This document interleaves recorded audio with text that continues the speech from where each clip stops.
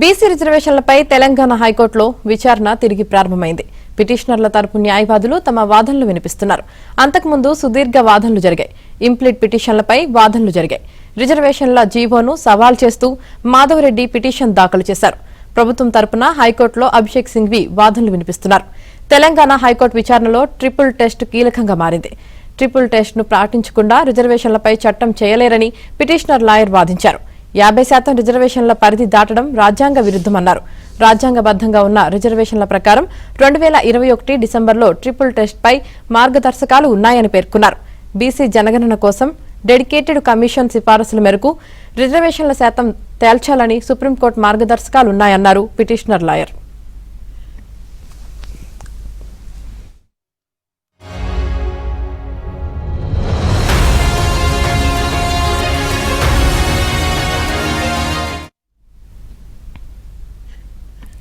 ఇక రెడ్డి జాగృతి తరపున లాయర్ మయూరి రెడ్డి వాదనలు వినిపించారు. ఇంకా 3 ఇంప్లీట్ పిటిషన్లు నెంబరింగ్ కాలేదని మరో లాయర్ అభ్యంతరం వ్యక్తం చేశారు. తమ పిటిషన్లు కూడా నెంబరింగ్ ఇవ్వాలని కోరారు.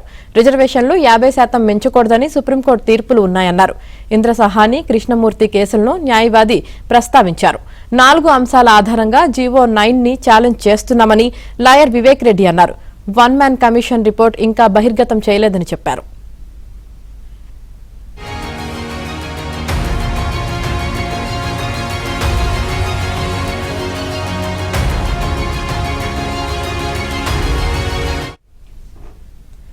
ఇక అసెంబ్లీలో రిజర్వేషన్ బిల్లు ఎప్పుడు పాస్ అయిందన్న హైకోర్టు జడ్జి ప్రశ్నించారు.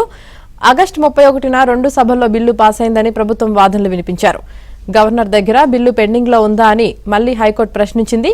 బిల్లు ఇంకా చట్టంగా మారలేదని పిటిషనర్ తరపు లాయర్ వాదించారు.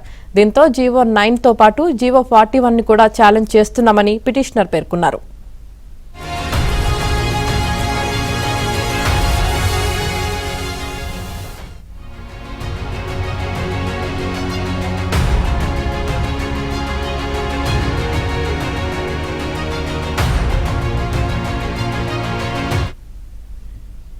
ఇక బిల్లు చట్టంగా మారిన రిజర్వేషన్లు 50% దాటకూడదని లాయర్ వివేక్ రెడ్డి వాదించారు.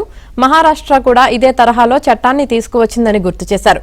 సుప్రీంకోర్టు కూడా రిజర్వేషన్లు 50% మించరాదని చెప్పిందన్నారు. బీసీల రిజర్వేషన్లపై రాజ్యాంగం రాష్ట్రాలకే అధికారం ఇచ్చిందన్నారు.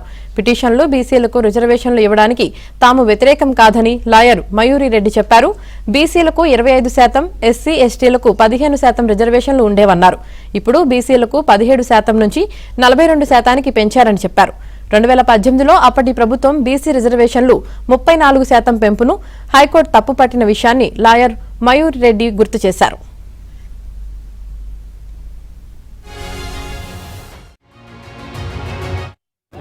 ప్రయత్నం చేయడం జరిగింది. ఆ యొక్క పిటిషన్ నెంబర్ అయింది. అందులోనే ఇప్పుడు ఇంప్లీడ్ అయినటువంటి పిటిషనర్స్గా బీసీ సంక్షేమ సంఘం ఉంది, బీసీ న్యాయవాదుల సంఘం ఉంది, బీసీ యువజనుల సంఘం ఉంది. మిగతా వాళ్ళు కూడా బీసీ జాతీయ స్థాయిలో బీసీ కన్వీనర్గా ఉన్నటువంటి గుజ్జా కృష్ణ గారు కూడా ఉన్నారు పిటిషనర్గా. అది వ్యతిరేకిస్తూ ఆ రిజర్వేషన్ అమలు చేయాలని కోరుతూ పిటిషన్స్ వేశారు. అయితే ఈరోజు ఉదయం జరిగినటువంటి ఆర్గ్యుమెంట్స్లో వాళ్ళు చెప్పిన అంశాలు ఏమిటంటే 2 గంటల వరకు జరిగింది ఈ ఆర్గ్యుమెంటు. ముఖ్యంగా ప్రధానంగా వాళ్ళు చర్చించింది సుప్రీంకోర్టు గతంలో ఇచ్చినటువంటి ఏవైతే జడ్జిమెంట్స్ ఉన్నాయో ఆ జడ్జిమెంట్స్ ప్రకారంగా 50% రిజర్వేషన్ దాటకూడదని చెప్పడం జరిగింది. ఆ 50% రిజర్వేషన్ దాటి ఇచ్చినచో అది చట్ట విరుద్ధమని వాదించడం జరిగింది. అదే కాకుండా ట్రిపుల్ టెస్ట్ అనేటటువంటిది విధానాన్ని అమలు చేయకుండా ఎక్స్ట్రాడినరీ సర్కమ్స్టాన్సెస్లో కూడా రిజర్వేషన్స్ ఇచ్చేటటువంటి అవకాశం ఉందని ఆ జడ్జిమెంట్స్లలో ఉన్న నేపథ్యంలో ఆ ఎక్స్ట్రాడినరీ సర్కమ్స్టాన్సెస్ లేవు, ఇక్కడ ఏం ట్రిపుల్ టెస్ట్ చేయలేదు అనేటటువంటి వాదనలు వాళ్ళు వినిపించడం జరిగింది. అయితే ఈ వాదనలు 2 గంటల వరకు జరిగినాయి. మహారాష్ట్ర కేసును ఉటంకించిండ్రు, కృష్ణమూర్తి కేసును ఉటంకించిండ్రు, ఇంద్రసహాని కేసును ఉటంకించడం జరిగింది. అదేవిధంగా వికాస్ గౌలీ కేసు మహారాష్ట్ర కేసును ఉటంకిస్తూ కృష్ణమూర్తి కేసులో కూడా చెప్పినట్టుగా 50% సీలింగ్ ఉంది, ఇవ్వడానికి వీల్లేదు పంచాయతీరాజ్ ఎన్నికల్లో అనే వాదన లేవనెత్తారు.